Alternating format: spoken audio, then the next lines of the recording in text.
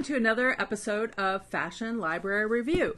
Today, I'm going to talk about Style Tribes. This is a great book by Carolyn Young. Thanks for writing this cool book on style tribes, Carolyn. Throughout the history of the 20th century, for sure, and into the 21st century, we see like these little subcultures of different stylistic interests. So in sociology, we would call this a subculture, right? So a subculture is like a smaller group within the larger society coming together around common interests, common politics, common themes, common culture, common hobbies. You know, they sort of come out of music or a location. Like, for instance, the Harlem Renaissance was, of course, larger than just its fashion sensibility. It was a social group, right? It was a group of people who were very much interested in art and culture and music and lived in Harlem. She's doing a little bit of a history here. So these are rooted in the history of the 20th century and different subcultures. Youth culture is another way of saying it, because usually by the time you get to be a little bit older, out of school, you might settle down, you might establish yourself in a career. You're not then necessarily going to join a new style tribe. You might. I mean, I often change my style, but I haven't really found my tribe yet. Are you in my tribe? Because a lot of times people will make a statement or move into a political frame because of the way they express themselves. And in this book, you will see that's what people do. And so, like the flapper, that's her first chapter. The flapper was an upper middle class person, woman, and a youth culture in the 1920s based around jazz. Usually, I think they were white women, possibly black women, and they basically distinguished themselves from their older siblings and parents and other groups by cutting off their hair. For many years, and traditionally, women would have really long hair. And certainly around the turn of the century, 1900, long hair was de rigueur, which basically means the rule. And so if someone cut their hair off, also called bobbing their hair, they would be rebelling against the established traditions of their family and community. And by embracing jazz, which was the newest, most interesting, innovative form of music at the time, and bobbing their hair and then wearing short skirts and going out dancing and drinking, they basically found themselves to be a youth culture movement and a style tribe, according to Carolyn Young's definition. Now, I'm not going to say all the different chapters, but the other example is the zoot suit in this book. And the zoot suit was also a way to rebel against the society at the time. World War II in Los Angeles was very much status conscious, bifurcated society with people of color being relegated to certain neighborhoods and being kept out of establishing status or wealth. And young men in 1943 began to have their clothes made in such a way with lots of fabric and lots of big pants and long suit coats, which was a rebellion against the kind of tightening rations of World War II. There was a lot of government efforts and community efforts to save materials and be all in favor of promoting the war efforts by not wasting too much fabric. And if you know a little bit about fashion history, you know that at the end of World War II, in the early 1950s, late 40s, 1947, I think it was, Christian Dior in Paris established what he called as the new look, which was very much about lots of fabric being used for big skirts and feminizing silhouettes with an hourglass figure, which was different from the World War II era when women wore shorter skirts, not mini skirts, but very kind of more masculine,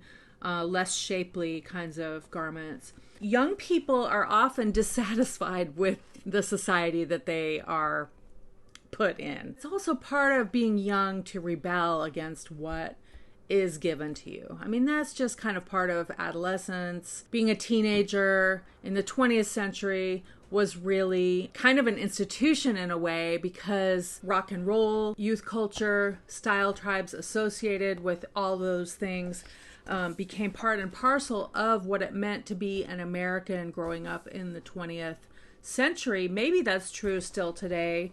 We'll see. I think social media has changed things.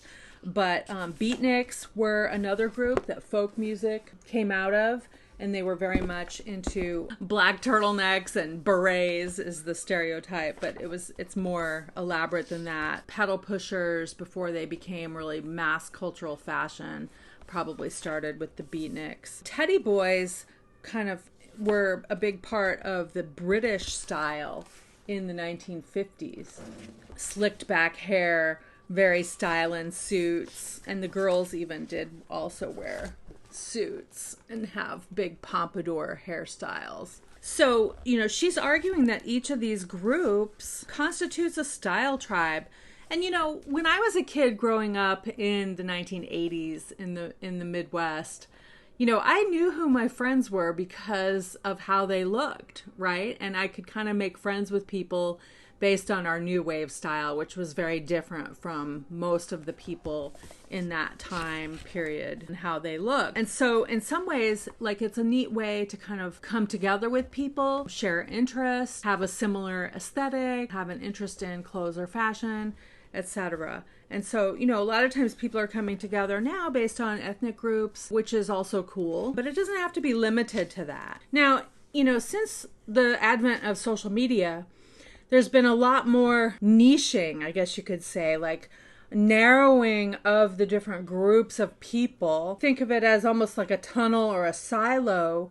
And the algorithms of many of the social media companies today are focused on helping us find those groupings and staying within those.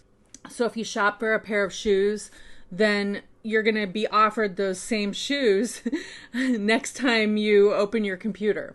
Now, style tribes can be maybe understood like that, but it's a little bit more organic and less manufactured. Back in the good old days, people would hang out with each other because they liked each other. Maybe they had similar interests. Maybe they, found that they were kind of in on the new thing, right? And so that's kind of like a youth culture way of defining oneself. And as young people, you're sort of expected to rebel against the society as it is when you show up to it. So by defining your style, you can begin to establish yourself as different from other people, and maybe the same as other people too. And so this idea of style tribes is a way to understand history. Hippies, of course, were a big style tribe and became what's known in this country as a counterculture. So they started out as a subculture, but then it became like the style for all young people through the 60s and 70s.